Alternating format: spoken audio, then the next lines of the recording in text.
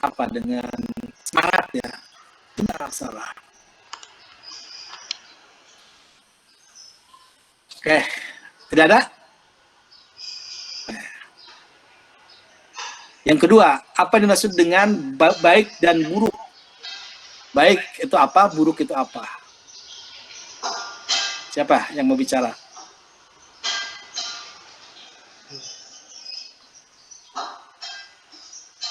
Oke. Tahu yang disebut baik dan buruk? Saya Pak, Sahrul. Silakan Safrul. Ya Pak, Dulu Robin ya. tadi dari itu tadi kan bahas benar dan salah. Sekarang baik dan buruk. Nah, contohnya seperti ini Pak. Yang dimaksud dengan yang baik itu kadang itu membuat kita lebih baik, tapi kadang itu salah Pak. Contohnya gini, orang sukses itu Ya, kan Sarul sebentar saya potongnya, mohon maaf. Saudara artikan dulu aja sebut baik dan buruk itu apa. Jangan contoh dulu. Oh iya Jangan Pak. contoh dulu. Ya, silakan Sarul. Jadi kalau yang namanya baik itu bisa kadang salah, bisa kadang benar. Karena definisi baik itu bisa saja di kita pribadi, namun tidak di orang lain gitu Pak. Saya baik melakukan hal ini, tapi salah gitu kan. Kadang berarti yang salah, yang baik tadi baik dan buruk. Yang buruk juga kadang benar di orang lain. Saya melakukan keburukan, tapi itu benar di mata orang lain. Jadi baik itu apa sih ya bahasanya ini? Baik itu sesuatu hal yang kadang menurut kita pribadi benar, tapi kadang salah di mata orang lain. Itu Pak. Susah juga ya.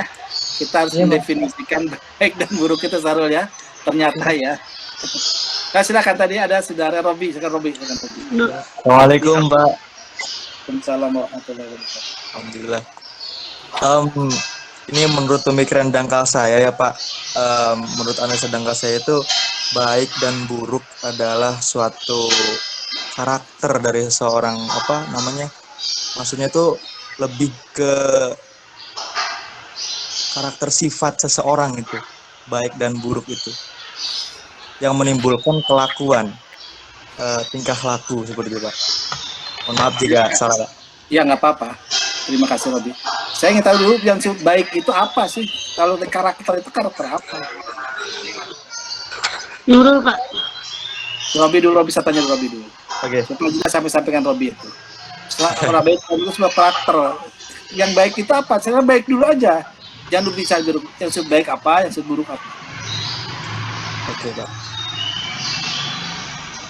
Baik dan buruk. Baik apa itu yang baik itu? Jangan pakai buruk. Baik. Oh, baik dulu aja Pak ya. Ya maaf Pak. Lupa tadi apa? Semalam tuh.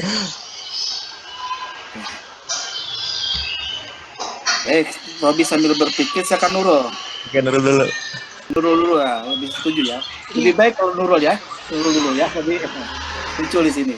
Silakan Nurul. Terus itu tadi Izin ya Pak. Ya, izin menambahkan dari tadi yang disampaikan Robi, bahwa menurut Robi itu baik dan buruk itu sebuah kelakuan atau karakter. Ditambahkan dengan kalau baik itu mungkin ya Pak, mohon maaf bila salah, karakter mematuhi syariat agama, mematuhi hal-hal yang dicap baik gitu Pak. Kalau buruk itu sebaliknya, berarti tidak patuh kepada syariat agama. Mohon maaf bila salah Pak. Nanti kalau menjawab jangan ada kata sebaliknya ya, langsung saja. Kecuali mereka ada penjelasan gini, karena baik adalah sesuatu yang baik, buruk adalah sebaliknya. Itu jawaban salah. Ya. Nanti kan saya tidak jawabannya. Jawabannya supaya jelas. Oke, terima kasih Nurul ya. Jadi baik itu adalah turut pada syariat. Baik ya. Baik itu yang bukan yang dimaksud itu ya. Kita kembali kepada benar dan salah.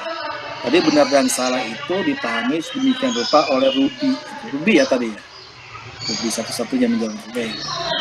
Yang dimasukkan benar itu adalah sesuatu yang sesuai dengan aturan. dengan peraturan atau dengan pakem tertentu ya. Sedangkan salah adalah sesuatu yang tidak sesuai dengan peraturan. Itu dalam konteks biasanya dipakai dalam ilmu hukum atau fikih kalau dalam Islam. Biasanya demikian. Jadi ilmu akhlak tidak berbicara benar dan salah, walaupun berkaitan dengan benar dan salah. Jadi kalau benar itu adalah berkaitan dengan hukum, dengan tata aturan. Sejauh apa aturannya tidak ada, orang tidak bisa mengatakan salah kepada orang lain atau mengatakan dirinya benar. Ya. Jadi misalnya gini. Jadi kalau main bola waktu kecil atau kita ada permainan, kan kadang-kadang tidak ada aturannya. Bola yang sudah di belakang gawang saja itu dianggap tidak out. Yang penting bisa ditendang gitu kemana saja gitu. Kan ada istilah main sabun.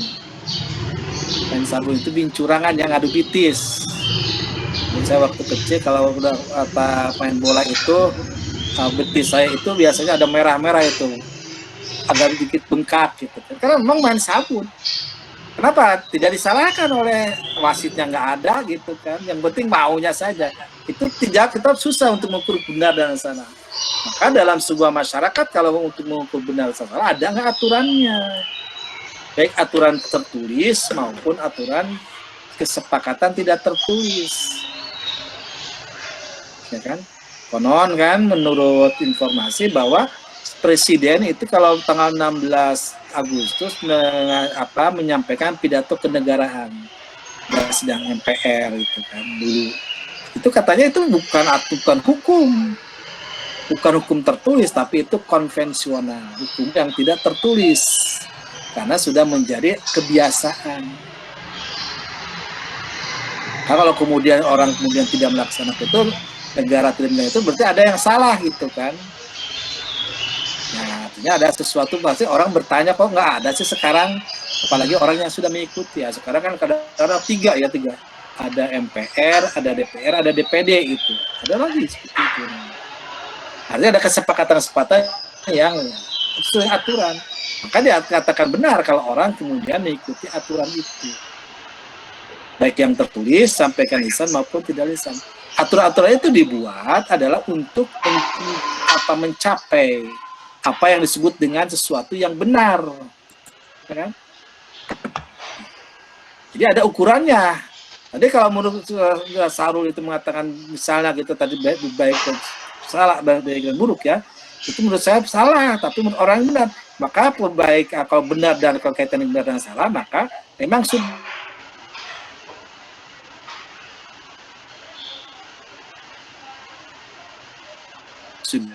maka dipakailah ukuran yang mana, maka dibuatlah peraturan untuk mencapai sesuatu yang akan namakan benar berdasarkan jangkauan akal pikiran dan pengalaman sesuai dengan lingkungannya.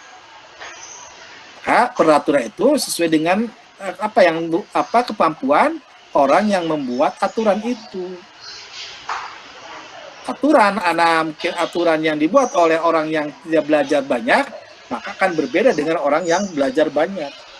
Ya, kalau dalam main bola, orang yang sudah sering main bola keluar kampungnya itu akan lebih bagus aturan dibandingkan orang yang di dalam. Kenapa? Karena ada pembelajaran ketika membuat sebuah aturan. Kita tidak bisa semena-mena mengatakan orang yang salah kalau kita tidak tahu aturannya. Ya. Itu salah tuh membaca Al-Qur'annya karena tidak tahu aturannya, maka kita jangan sembarangan ngomong itu. Ya. Dan orang kemudian maka aturan itu harus disampaikan. Ya. Saudara sekarang di jalan, misalnya kalau ada sekarang kan sedang ramai tilang elektronik ya, tilang elektronik gitu ya. Nah, kita harus pahami itu. Polisi nanti tidak akan menilang kita kalau kita saya tidak tahu karena sudah diumumkan, sudah disosialisasikan. Maka penting pensosialisasi itu. Misalnya dalam aturan kuliah kita ya, dalam aturan kuliah dianggap benar Kalau misalnya ada apa, kita kan masuk pukul 8.40, mungkin terlambat saja. Tapi kalau kemudian ngaret, terlalu ngaret, maka kita dianggap salah, terlalu lambat gitu kan. Yang sedikit saja, saya sudah membuka jam 8.40 kurang. Yang kurang baru jam 8 itu baru ada yang masuk 1 orang 2 orang gitu kan. Nah, itu adalah aturan. Aturan yang kita sepakati dan saya lamparkan kepada saudara untuk dikritisi. Nah, misalnya ini contoh saja. Maka pedomannya ketika kita melihat sesuatu benar atau salah, maka ukuran itu. Jangan ukuran yang dikehendaki. Satu aturan dengan yang aturan subjektif. Dan bisa saja kebetulan sama, bisa saja kemudian berbeda, bahkan bertentangan satu dengan yang lainnya. Kenapa? Karena dibuat untuk lingkungan tertentu. Sesuai dengan akal pikiran kan. Logikanya, jadi secara logika, secara umum, profesor akan lebih bagus pemikirannya, ulama akan lebih bagus pemikirannya dibandingkan rakyat biasa. Atau orang yang tidak memiliki kemampuan itu. Maka dan disebut tak kompatibel atau tidak di situ.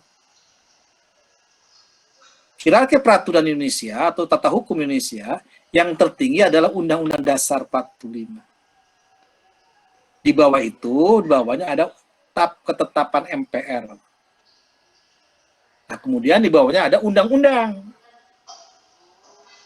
Nah, kemudian di bawah undang-undang itu ada peraturan pemerintah pengganti undang-undang. Penanganan COVID itu, atau dulu ada undang-undang tentang KPK atau peraturan tentang KPK, itu ada pengganti undang-undang itu. Kenapa? Karena secara waktu mendesak untuk dilakukan undang-undang atau peraturan pemerintah pengganti undang-undang, kemudian bisa saja kemudian menjadi undang-undang, tetapkan sebagai undang-undang. Dengan COVID kan itu dulu peraturan pemerintah, kemudian diangkat menjadi undang-undang, dinaikkan statusnya atau posisinya. Di situ kemudian ada ketetapan peraturan pemerintah, di bawah peraturan pemerintah pengganti undang-undang, di bawahnya ada peraturan pemerintah. Peraturan presiden, peraturan menteri, dan seterusnya, sampai pada peraturan daerah. Kemudian mungkin ada peraturan RT ya, kalau secara formal itu tingkat RT. Tapi jarang kalau peraturan RT ya, RT itu ada aturan tetapi dibuat bukan namanya peraturan. Mereka dalam tata hukum itu, dalam tata aturan itu, maka yang bawah tidak boleh bertentangan dengan yang atas, di atasnya. Maka ada peraturan daerah pada masa Kabinet Pembangunan, Kabinet Kerja 1, itu ada peraturan daerah dianggap atau dibatalkan. Kenapa? Karena dipandang bertentangan dengan peraturan di atasnya. Maka kurang lebih 300 peraturan daerah, 300 lebih peraturan daerah itu dibatalkan oleh Menteri Dalam Negeri. Kenapa? Karena dipandang bertentangan dengan peraturan di atasnya. Pertama, peraturan daerah tentang penerapan syariat Islam. Nah, ini adalah peraturan. Jadi itu peraturan daerah kan ditetapkan oleh DPRD dengan bupati atau wali kota. Tadi, maka aturan kita melihat seperti itu. Ada orang buang sampah sembarangan, aturan tidak ada, tidak boleh atau boleh di situ membuang sampah. Apalagi tempat buang sampahnya tidak ada, maka dia tidak katakan salah. Kalau tidak ada aturannya, maka dibuatlah aturan itu. Di daerah saya itu ada orang membuang sampah sembarangan. Sampai ada ancam, kemudian ada kan tidak boleh buang sampah ini menurut orang yang para penguasa atau RW di sekitar itu. Maka kalau sudah ada itu berarti tidak boleh. Maka orang yang membuang sampah sembarangan berarti di tempat itu berarti dianggap salah. Yang benar itu adalah membuang sampah pada tempatnya. Misalnya kalau sudah, maka ketika kita melihat sesuatu, maka ada aturan atau tidak. Aturan baik yang disampaikan secara lisan maupun yang tidak lisan, yang tertulis. Kan tidak semua aturan. Kalau dalam sistem negara pasti tertulis ya, tidak boleh tidak tertulis. Himbauan itu bukan aturan lisan itu, tapi harus tertulis. Dan itu berkaitan dengan tata hukum. Tapi dalam sebuah masyarakat tergantung, maka ada istiadat-istiadat. Ada adat istiadat atau kebiasaan dalam masyarakat itu dianggap aturan. Walaupun tidak tertulis, karena itu sudah dilakukan terbiasa. Mungkin yang dari bahasa al-adah muhakkamah. Kan itu penting. dalam kehidupan itu. Bahkan ada aturan yang dibuat secara nasional tetapi tidak bisa dilandingkan, tidak bisa dipakai tengah masyarakat. Sebagian isi aturan itu. Misalnya, dulu ada pilkada serentak kan tahun 2016. Salah satu syarat untuk menjadi selenggara pilkada itu harus diikuti oleh 2 pasangan calon atau lebih. Mungkin pembuat aturan tidak melihat bagaimana, tidak mengantisipasi, mungkin dalam diskusi ada ya. Bagaimana kalau hanya 1 pasangan calon, bagaimana hukumnya? Di aturan itu tidak diatur. Intinya harus ada minimal 2 pasangan calon.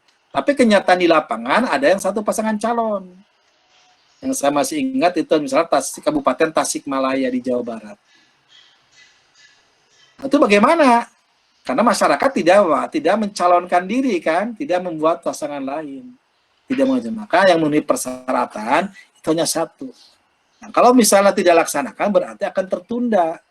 Kalau mengikuti undang-undang, maka undang-undang itu ditinjau kembali oleh MK yang memiliki kewenangan Mahkamah Konstitusi untuk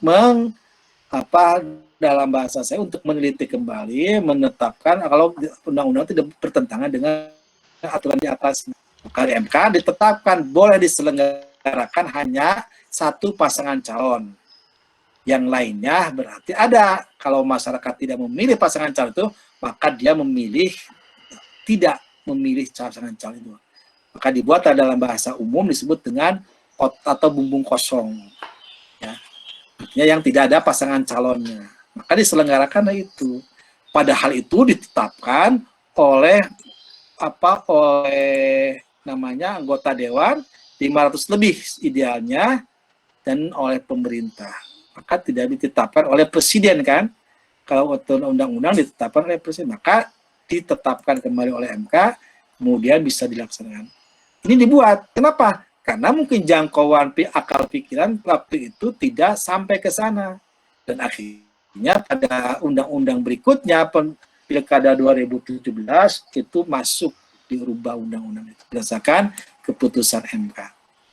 Di pengalaman itu menjadi pembelajaran. Ya, menjadi pelajaran dalam menentukan sesuatu. Maka peraturan itu biasanya pakai adendum, ya, ada ditinjau ulang atau ada perubahan.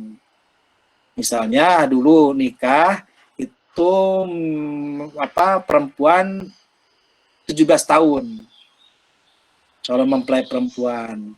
Nah, sekarang dirubah undang-undang itu, diperbaiki antara lain pasal tentang usia itu. Maka nikah itu sekarang minimal 19 tahun, baik laki-laki, calon laki-laki, calon perempuan laki, maupun calon mempelai perempuan, wanita. Jadi kalau 18 tahun tidak boleh. Jadi udah 19 tahun.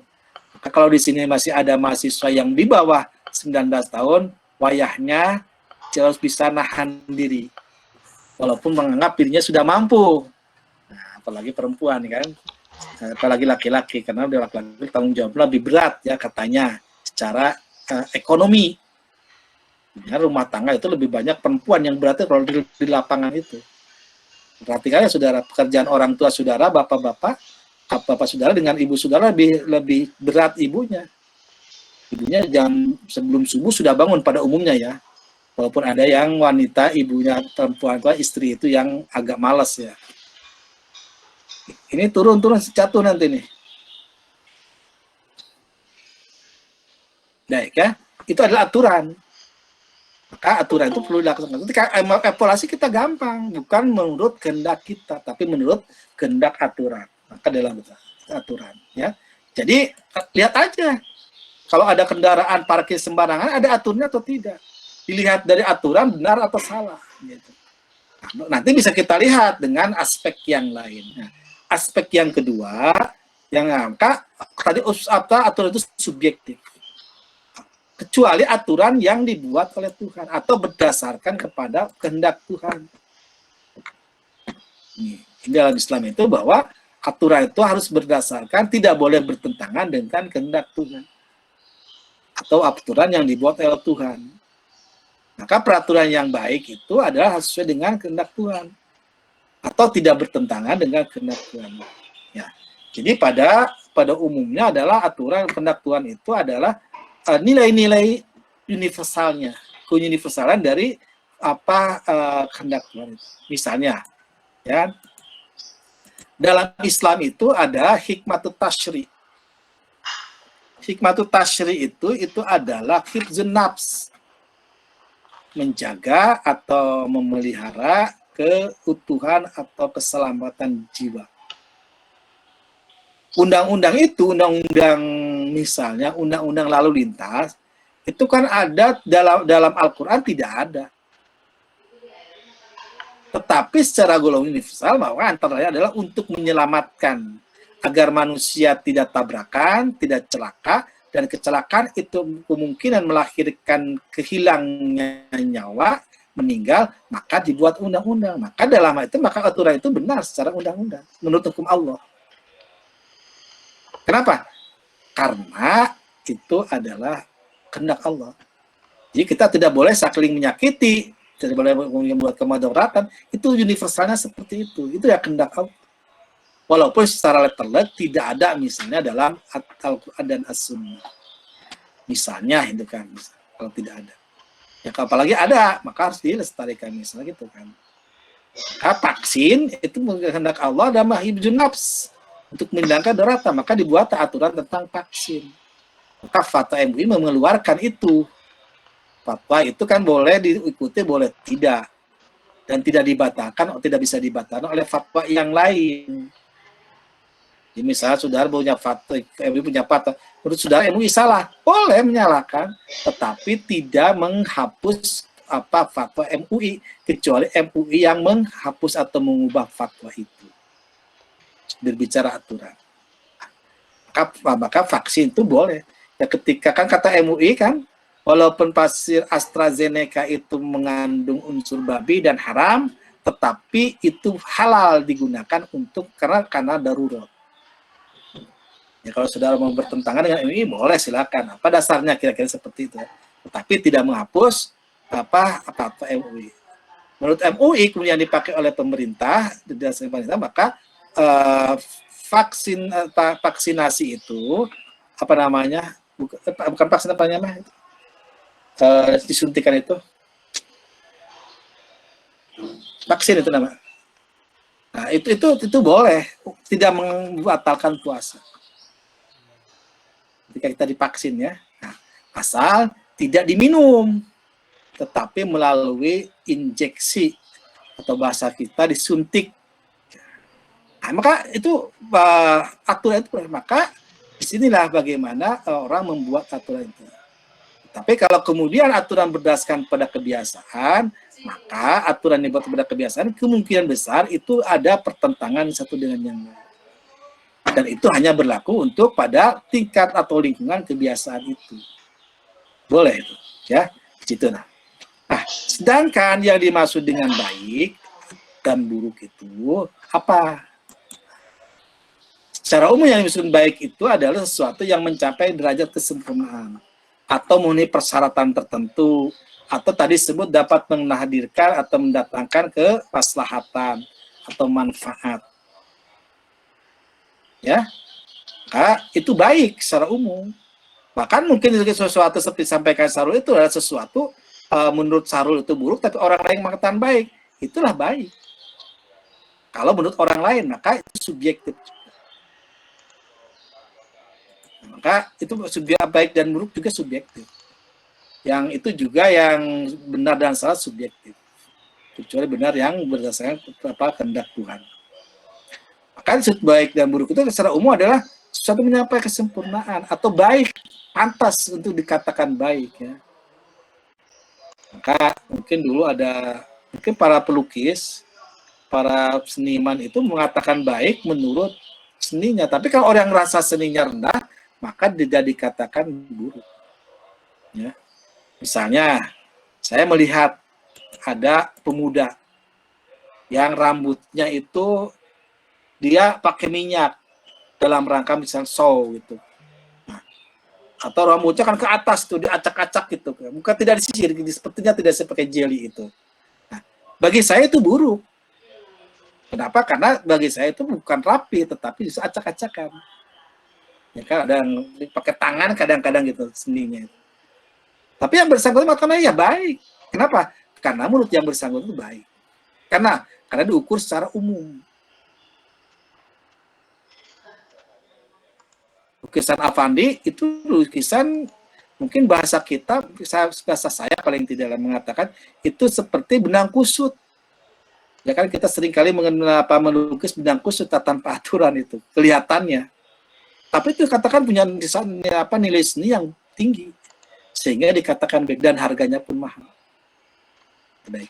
Kenapa? Karena bagi pencinta seni orang lukisan dari Avandi itu kampium seniman pelukis Indonesia itu baik, kan mendatangkan manfaat. Salah satu mendatangkan manfaatnya adalah dengan orang sejuk melihat itu, senang melihat itu, ya. Kemudian bahkan secara nilai ekonomi juga mendatangkan kebaikan yang lebih besar, harganya mahal, itu baik. Jadi berarti secara umum seperti itu. Berarti sesuatu yang mencapai kesempurnaan, berarti menimbulkan rasa keharuan, kesenangan, baik juga berarti mempunyai nilai kebenaran dan seterusnya. Sedangkan buruk adalah sesuatu yang tidak memiliki kebaikan.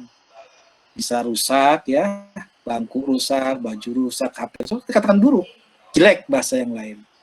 Tidak baik, tidak menyenangkan ya, tidak termasuk mungkin hal-hal tertentu yang dianggap baik oleh orang lain, mungkin oleh kita dianggap buruk atau membosankan kan, kurang ajar, jahat, tercela dan lain sebagainya. Itu adalah buruk. Jadi buruk juga adalah ini secara umum ya kan. Saya pernah nanya ke mahasiswa, dosen yang baik menurut saudara itu apa? Dia mahasiswa menjawab, dosen yang jarang masuk. Ya paling banyak kelas 11, 12 kali masuk. Sementara menurut aturan, dosen harus masuk 16 kali pertemuan. Jadi salah kalau dosen misalnya kurang dari 16.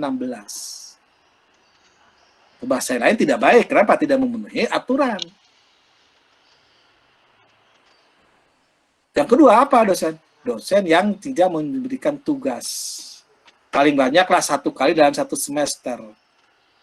Nah, berarti dosen itu baik, padahal aturan SKS harus ada tugas, baik mandiri maupun yang kepada mahasiswa.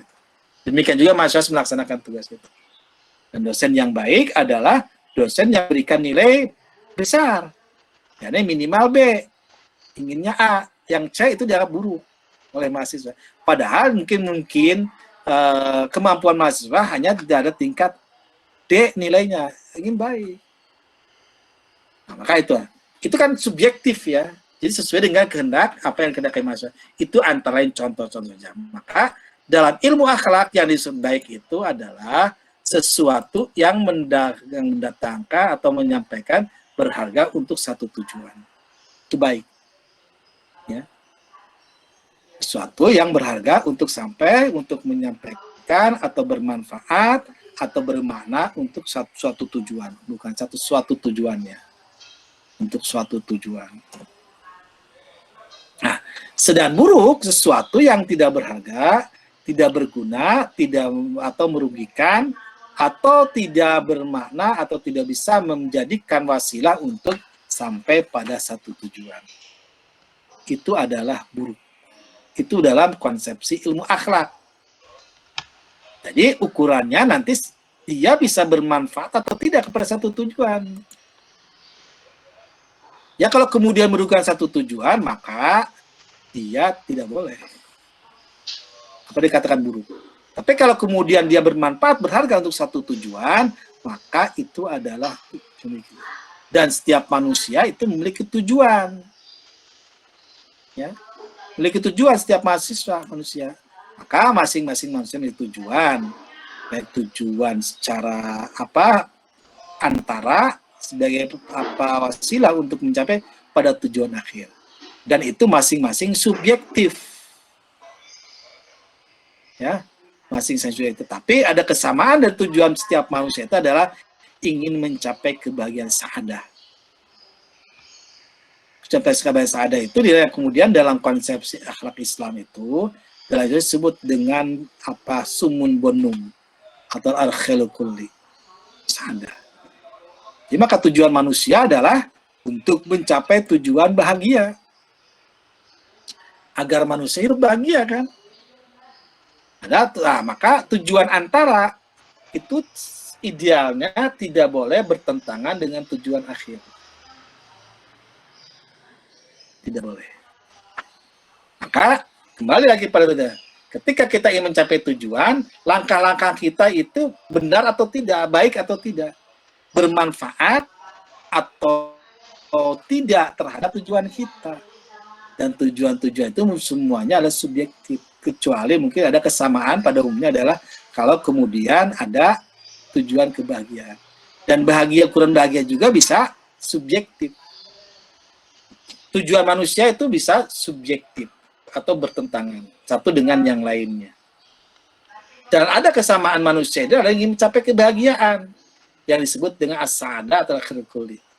Tetapi yang disebut bahagia juga itu bisa lahir subjektif. Bahagianya misalnya tukang perampok dengan pengaman itu berbeda. Bagi perampok, dia akan bahagia kalau bisa merampok aman. Tidak ada yang mengganggu. Itu sebuah kebahagiaan. Bagi satpam, bagi pengaman, itu dia kerjanya akan bahagia kalau tidak ada gangguan perampokan misalnya. Kasus kejahatan satu saja kejahatan. Kalau tidak ada rampok.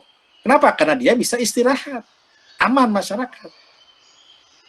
Maka dia itu kebahagiaan. Jadi kalau kebahagiaan itu adalah dianggap sebagai satu yang universal dalam kehidupan masyarakat, tetapi dalam hal itu yang dimana kebahagiaan, wujud kebahagiaan itu bisa berbeda-beda, ya kan? Misalnya tadi, tapi juga ada kesamaan ya. Kalau kebahagiaan pengaman atau satpam itu adalah aman, semuanya ingin aman, tidak banyak gangguan, maka dia bisa istirahat, tidak capek. Kalau ada gangguan maka seperti itu. Maka itu adalah mereka itu, maka kebahagiaan itu adalah melahirkan itu. Maka bagi perampok, satpam itu sesuatu yang buruk. Kenapa? Karena bisa mengganggu kebahagiaannya, tujuannya. Tujuannya adalah mendapatkan harta rampasannya. Kemarin kan ada di Jakarta terjadi kan kurang lebih ada perampokan, pencurian itu membongkar rumah itu sampai tidak ketahuan. Rumah mewah, rumah bagus, itu kacanya, marmernya yang terbuat dari marmer itu lantainya itu dicuri, aman dia setengah bulan itu. Tidak ada ganggu padahal mendatangkan mobil besar, truk. Nah, itu adalah bahagia. Kenapa? Keamanan tidak mengganggu dia. Tetapi bagi satpam misalnya itu kan bisa buruk. Kenapa? Karena rampok itu membuat dia capek gawe. Demikian juga hal yang lainnya. Ketika saudara sedang ngetik, maka sudah akan mengatakan buruk kalau listriknya mati. Kenapa? Karena terganggu. Tujuan saudara tidak tercapai dengan baik. Ingin cepat, ingin bagus kan seperti itu. Nah, maka PLN dianggap, saya minggu ini beberapa hari, 5 hari berturut-turut mati listrik. Ya, untung pas kuliah hari ini nggak mati. Kalau kuliahnya hari Selasa itu mati listrik jam ini. Nah, itu, maka kita akan mengatakan buruk kinerja PLN. Kita mungkin belum tahu apa penyebabnya, ya kan? Kita seringkali merespon sesuatu yang cepat, kita tidak melihat di balik itu.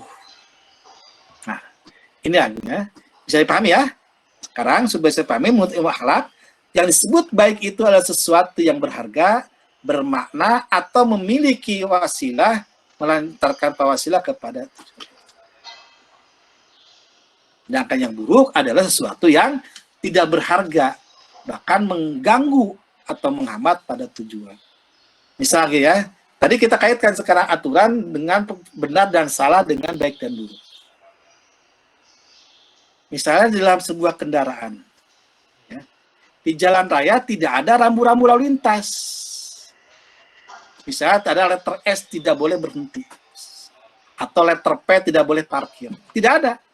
Kemudian kadang-kadang di daerah itu suka macet, kemudian ada orang yang parkir di situ. Ya tidak salah, karena aturan tidak ada larangan untuk parkir atau berhenti. Tetapi itu mengganggu orang lain. mengganggu orang lain, kelancaran lalu lintas, maka dia benar atau salah karena tidak ada aturan. Tetapi dilihat dari aspek baik dan buruk, maka dia buruk. Saya pahami. Ya. Itu diaplikasi dalam kehidupan itu. Maka ada nggak aturan? Kalau nggak aturan, perlu pikir. Maka dengan pikiran, dengan ilmu akhlak, dia baik atau buruk parkir di situ. Misalnya kalau parkir, tidak ada larangan buang sampah sembarangan. Tidak ada buang sampah. Tapi ada orang buang sampah. Secara aturan, dia tidak dikatakan salah. Tetapi dilihat dari pendekatan baik dan buruk, dia buruk. Kenapa? Karena dengan membuang sampah paling tidak mengganggu pada kebersihan, pada estetika, atau dapat melahirkan penyakit atau mengganggu orang. Maka buruk. Ya. Jadi lihat aja di situ dari aspek zikir dan batin. Di kampus itu apa? Kadang-kadang di tikungan tidak ada itu, tidak boleh berhenti. Tetapi kalau tikungan itu mengganggu orang untuk lewat misalnya. Ya kan? Tidak ada, kita tidak dilarang di sini sindiran untuk membuli orang, tidak ada kuliah ini. Kalau kemudian ada, kita ukurannya pada baik atau buruk. Bisa dipahami? Baik dan buruk itu, apa baik itu bisa terlaksana jika ada kehendak. Ya. Maka ada kehendak itu harus dilakukan. Kenapa? Karena kebaikan sebagai alat saran, dapat juga berupa tujuan akhir dan sudah sampaikan tadi. Nah, tetapi harus dilakukan, bukan sekedar kita mimpi. Nah, kalau misalnya gini, target menjadi tujuan. Target saya IP kemarin itu misalnya 3,2. Saya punya tujuan kuliah sekarang adalah IP-nya harus 3,5 misalnya. Maka belajar dengan sungguh-sungguh telah baik. Tapi kalau kemudian kita tidak melaksanakan aturan-aturan perkuliahan, maka dianggap buruk. Kenapa? Karena kita tujuannya ingin baik. Kan banyak orang kan ingin hidupnya baik, ingin senang, tetapi perilakunya tidak ada. Usaha untuk mencapai arah sana tidak ada kehendak. Hanya sekedar sebuah keinginan bahasa yang lain. Bukan tujuan. Tujuan itu nanti suatu tujuan itu diukur. Diukur apa dilaksanakan sesuai dengan kemampuan kita dan usaha kita. Kalau kemudian tujuan kita tidak diukur dengan kemampuan, dengan usaha kita, maka itu bukan tujuan, itu ngelamun. Maka orang cerdas itu punya kegiatan, punya amal soleh. Maka iklu wijhatin muwaliha fastabikul khairat. Maka ada cara, ada jalan untuk mencapai tujuan itu adalah dengan melakukan hal-hal yang baik dengan amal soleh. Pasti itu kan disegerakan berlomba dalam kebaikan. Artinya sungguh-sungguh untuk melakukan kebaikan.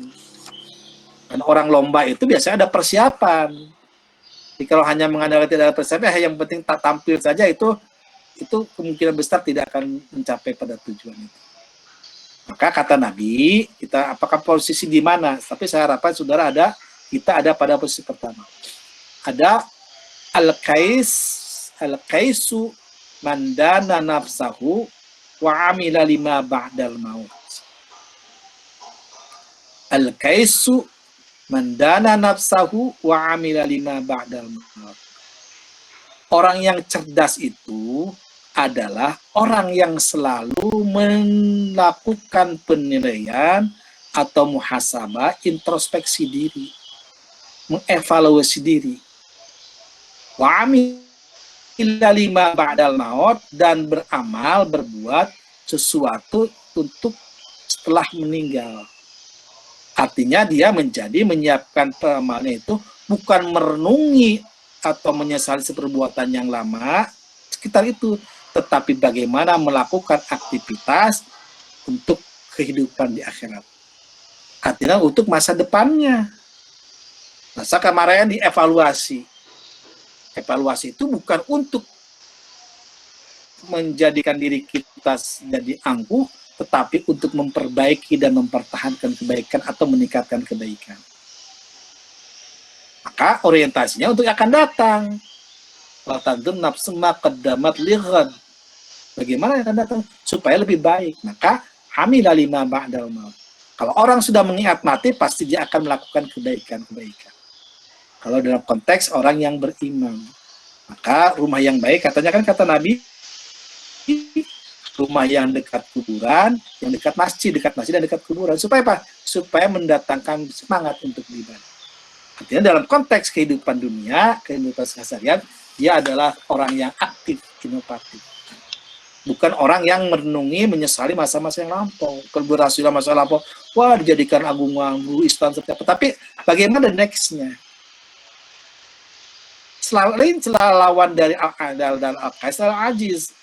Wal-ajizu manittaba hawa nafsa.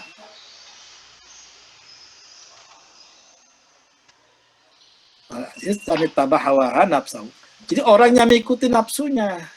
Kalau tadi bicara tentang naluri manusia adalah antara ingin nikmat, ingin senang. Bukan itu. Jadi orang seperti itu. Dia mengikuti keinginan nafsunya aja kan. Manusia kan ingin istirahat, ingin nikmat kan. Ingin hidup enak gitu. Tapi tidak mau berusaha. Maka yang kedua, wa yatamannallaha. Orang yang beringin-ingin, ingin mendapatkan, berangan-angan, ingin mendapatkan rahmat Allah tetapi tidak melakukannya. Kan dalam kalau nggak salah kan dalam istilah nahwu di taman ada litaroji. Nah, sebentar lagi kita akan sering kali litaroji. La'allakum tattaqun, nanti banyak dibahas bulan Ramadan. Kalau litamani itu sesuatu berangan tetapi tidak akan terlaksana. Dalam laitani kuntu syababa, aku ingin muda lagi, nggak mungkin bisa muda. Walaupun dipermak, tapi semangatnya atau kemampuannya sudah tua. Ya, laitani kuntu turoba, nanti penyesalan orang yang masuk neraka. Apa? Ingin jadi tanah saja, bukan ingin jadi manusia, nggak mungkin. Bahasa kita sudah nasi jadi bubur. Nah, maka al-qais itu mungkin kita ada di situ atau dari al-ajiz. Nah, maka kalau ingin ada cita-cita, maka harus ada kehendak yang prakteknya, kekuatan atau keinginan yang tinggi, yang kuat, kemudian dilakukan, maka itu akan terjadilah apa yang disebut untuk mencapai tujuan, yakni yang disebut dengan al-khairul kulli. Apa al-khairul kulli? Gimana? Al-khairul kulli ya tadi. Al-khairul kulli. Mana al-khairul kulli tadi?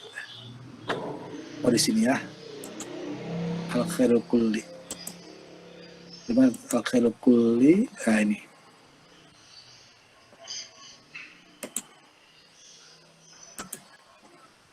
Mana al-khairul kulli tadi?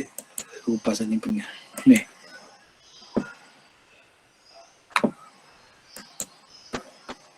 Oh iya kalau ini ya, hilang. Al-khairul kulli di mana? Ini nih.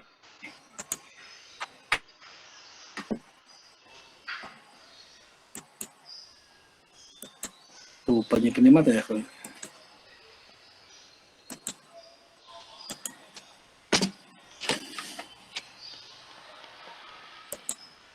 Oke, kita tinggal dulu ya akhir kulit itu. Itu tujuan atau apa yang disebut sumun bonum itu. Nah, praktek. Nah, bagaimana kemudian tadi kita menyebut ada subjektif itu ya. Maka ada aliran yang melihat baik dan buruk. Ada yang melihat baik dan buruk antara lain adalah yang ini naturalisme.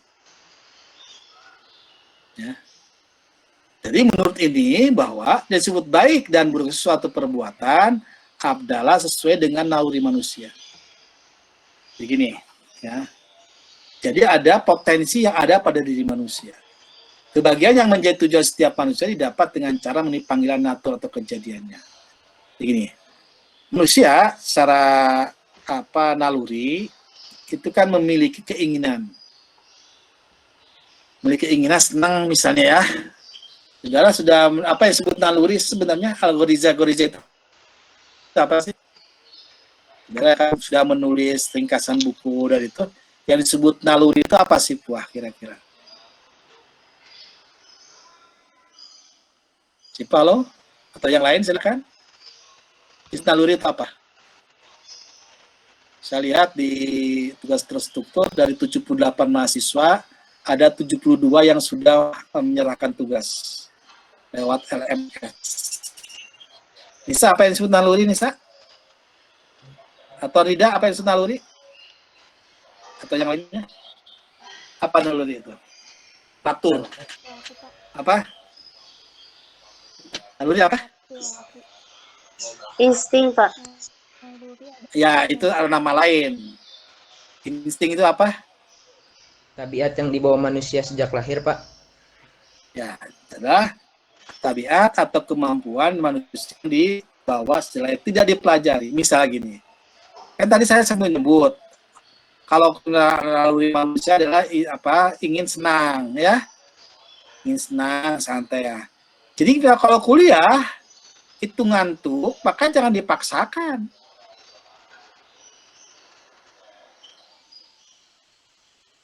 Kenapa kuliah itu adalah tidak mengenakan? Nah, kalau baik tidur. Maka dia dengan baik itu kalau manusia tidur, kalau kita kuliah tidur. Tidak bisa dipaksakan. Bangun malam itu misal dingin, ngantuk. Yang enak itu adalah kalau tidur, maka pilihlah tidur. Kenapa? Karena itu sesuai dengan insting manusia, keinginan manusia. Maka lihat, atau pada masa perkembangannya. Yang dimasukkan di sini naturalisme itu. Artinya kalau manusia misalnya Rida, itu bisa mengangkat 50 kilo, mungkin adiknya Rida yang masih 5 tahun jangan mengangkat 50 kilo. Kenapa? Karena tidak sesuai dengan naturnya, dengan perkembangan manusianya anak itu. Maka itu bertentangan. Maka ada tahapan-tahapan tertentu. Ya. Nah, kalau kemudian pada malam hari bangun itu mengenakan, ya bangun, boleh. Kenapa? Karena akan sahur bulan puasa. Tapi kalau kemudian tidak makan, lebih baik tidak sahur, tidak bangun. Puasa itu mengenakan bagi orang yang sudah terbiasa. Tetapi kalau kemudian puasa dianggap tidak enak, karena ingin santai, ingin senang itu, maka puasa itu buruk. Bisa dipahami ya? Maka dalam konsep ini, bahwa kebahagiaan itu diukur. Bukan. Tetapi kalau hanya sekedar mengikuti naluri saja, itulah binatang. Ya.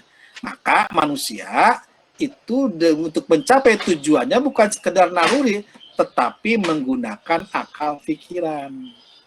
Ada pertimbangan-pertimbangan seperti itu. Itu bedanya. Jadi dalam naturalisme itu, kalau hanya sekedar naluri, maka binatang kan? Binatang kan tidak menggunakan akal, tetapi manusia menggunakan akal, dibingkai lah. Makannya pakai tangan, tidak dengan mulut.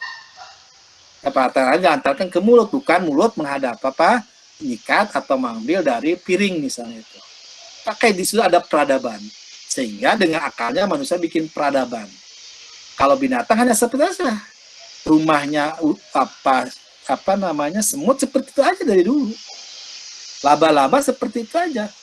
Hanya kalau lihat itu walaupun mungkin ada manfaat-manfaatnya. Kalau di daerah Irian Jaya kan rumah binatang itu semut itu bisa jadi mendatangkan uang karena tinggi yang terbuat dari tapi gitu aja nggak bisa dia merekayasa.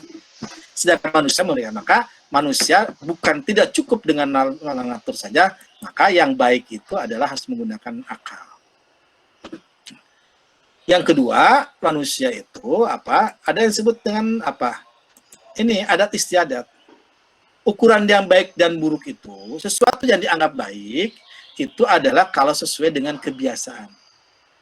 Kebiasaan yang dibuat, yang diciptakan atau dilakukan secara turun-menurun dari mulai nenek moyang sampai kita. Jadi kalau bertentangan dengan adat, maka itu dianggap buruk. Walaupun adat kebiasaan itu bertentangan dengan akal pikiran sehat kita. Dan ingat, adat istiadat itu satu dengan yang lainnya, maka bisa berbeda. Mungkin bisa bertentangan. Nah, maka ukurannya adalah kebiasaan. Ya, biasa nggak orang melakukan itu. Ya kalau kita ikut kebiasaan, maka dianggap baik. Walaupun nilai manfaatnya itu lebih sedikit dibandingkan misal dengan akal pikir ukurannya. Maka standarnya pada adat kebiasaan. Kamu misalnya saudara di suatu tempat bertentangan dengan adat kebiasaan, maka dia teralinasi tempatnya dihukum.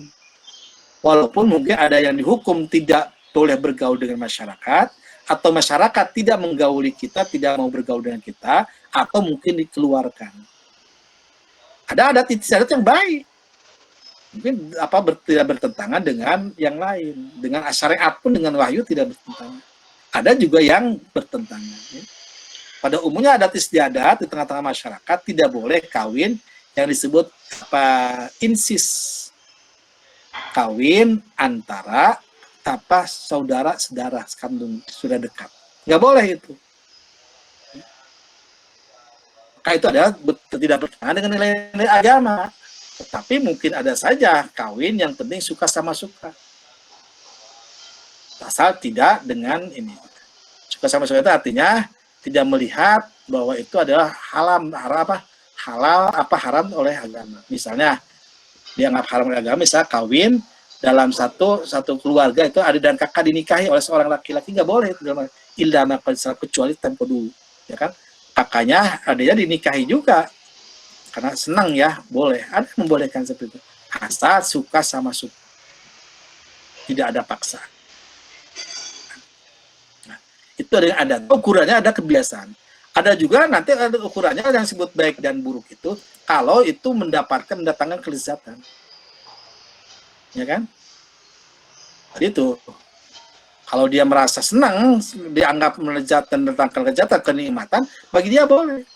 Maka minum yang dilarang oleh agama atau oleh adat bisa saja diminum, minuman keras. Kenapa? Karena mendatangkan kenikmatan, kelezatan. Itu boleh, itu baik bagi yang bersangkut hedonisme itu.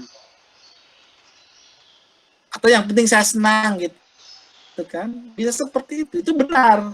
Dianggap baik kalau itu mendatangkan kebahagiaan.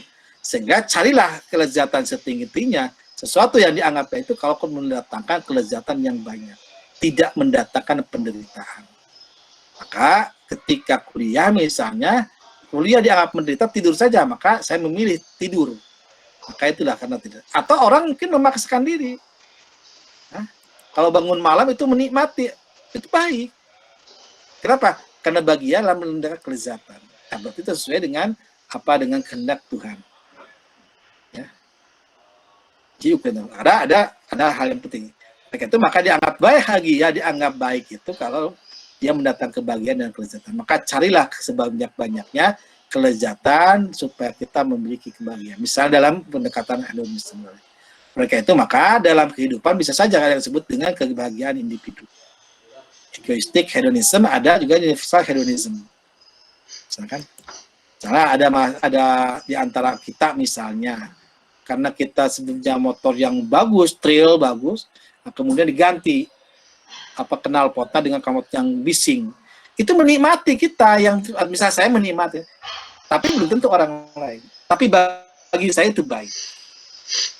Itu adalah kebahagiaan atau hedonisme, egoistik hedonisme. Tetapi ada yang hedonisme itu misalnya gini. Yakni kelezatan atau kebahagiaan, kenikmatan yang dirasakan secara umum. Bahkan mungkin bisa saja untuk mencapai sana bisa merugikan orang lain. Misalnya, jalan itu suka macet. Itu kan merugikan orang lain kan? Mungkin tidak memperlambat atau sampai pada tujuan. Menghambat pada tujuan, maka itu buruk. Maka negara itu memperlebar jalan. Nah, jalan dilebarkan mungkin bikin jalan tol. Untuk mempermudah, untuk memberikan kebahagiaan kepada masyarakat adalah untuk kelancaran itu. Maka mungkin ada orang yang kebahagiaannya itu terusik. Mungkin rumahnya itu dikena gusur ya karena pelebaran jalan. Bahkan diganti pun istilahnya ganti rugi, bukan ganti untung.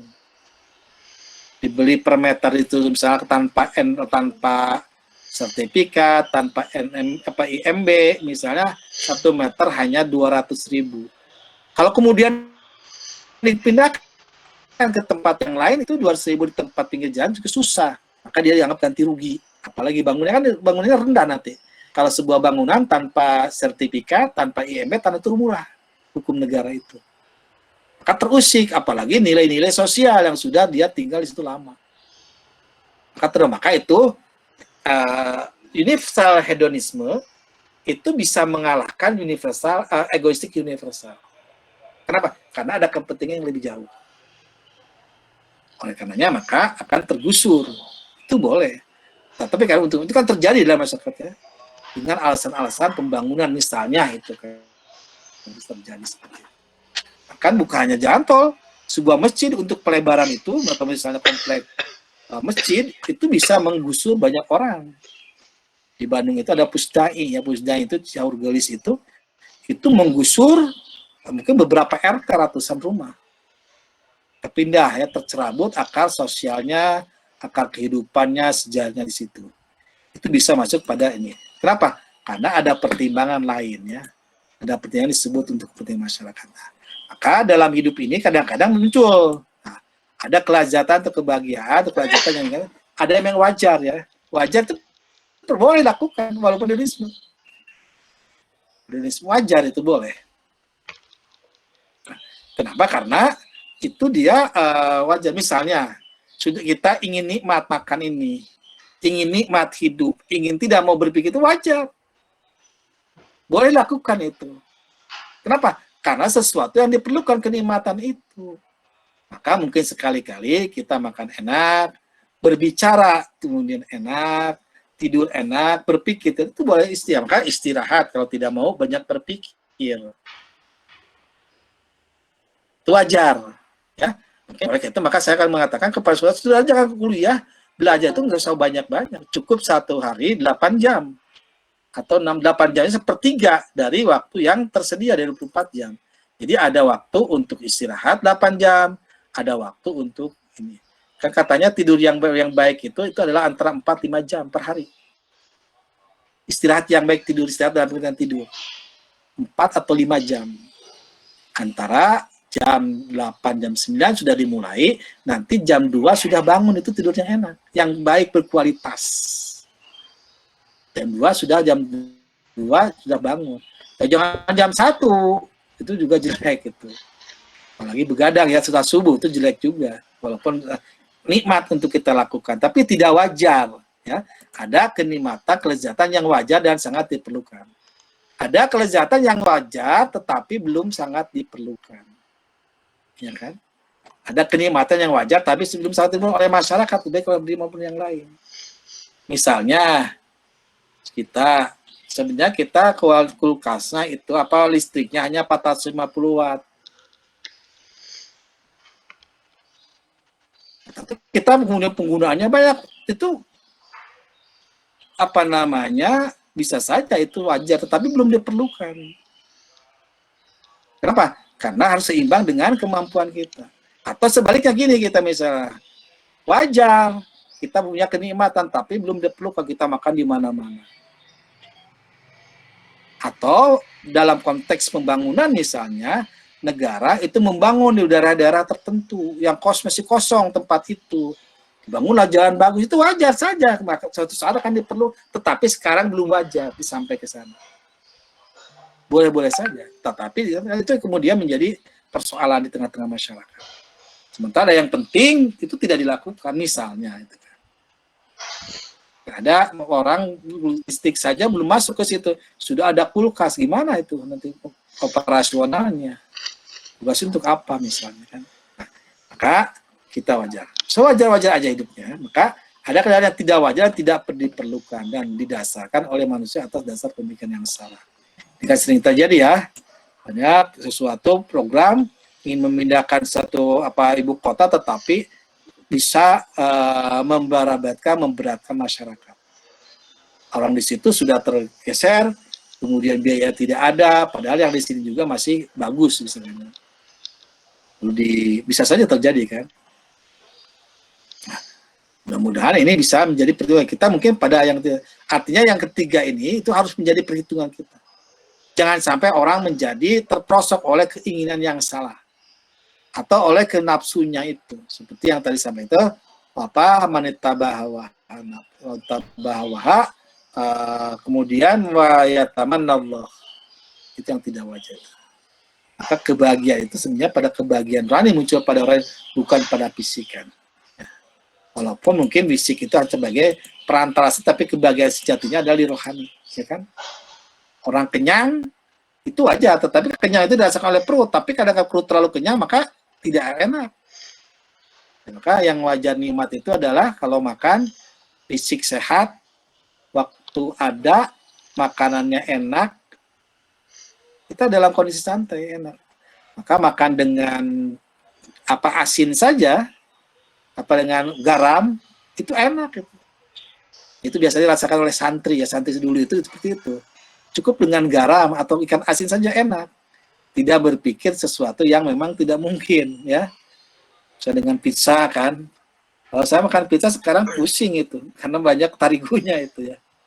Mungkin saudara siapa Nur Komaria masih senang ya makan pizza itu. Mungkin ikan asinnya sudah nggak senang Nur ya. Atau dengan kemampuan itu dia wajar-wajarnya hidup ini, ya. Jadi sesuai dengan kemampuan, sesuai dengan kewajaran gitu. Itu yang dibaik itu seperti itu. Tidak mengganggu pada kesehatan ya. Ya ukuran saya enak makan jeroan itu. Makan otak sapi itu enak, senang itu. Tapi sekarang sudah tidak wajar kepada saya. Karena kemungkinan banyak kolesterolnya tinggi. Atau bisa darting gitu kan. Usia saudara masih wajar itu. Usia saudara ya, masih wajar. Tapi jangan sampai keterlaluan gitu ya. Intinya. Nah, kemudian yang berikutnya senada dengan nutriasme adalah yang disebut dengan Indonesia nutriasme. Yang disebut buruk dan buruk itu adalah kalau mendatangkan manfaat. Ya, ini sama dengan katakan. Jadi kalau manfaatnya banyak dan diharuskan untuk mencari manfaat sebanyaknya, itu yang dianggap baik. Dia tidak berpikir apakah itu halal atau tidak, benar atau salah. Ya. Maka kalau manfaatnya banyak, mungkin tanah orang saja bisa digarap. Ya kan? Karena senang main voli, tanah orang tanpa izin tuh bikinlah lapangan voli. Padahal orang tidak merelakannya.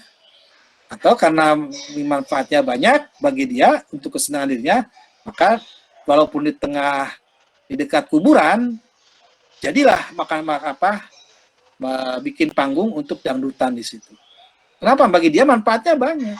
Bisa mendatangkan uang, bisa mendatangkan. Maka dalam kondisi pandemi sekarang, bahkan ada pengalihan fungsi. Hotel tadinya menjadi penginapan, ada juga yang kemudian berubah menjadi prostitusi.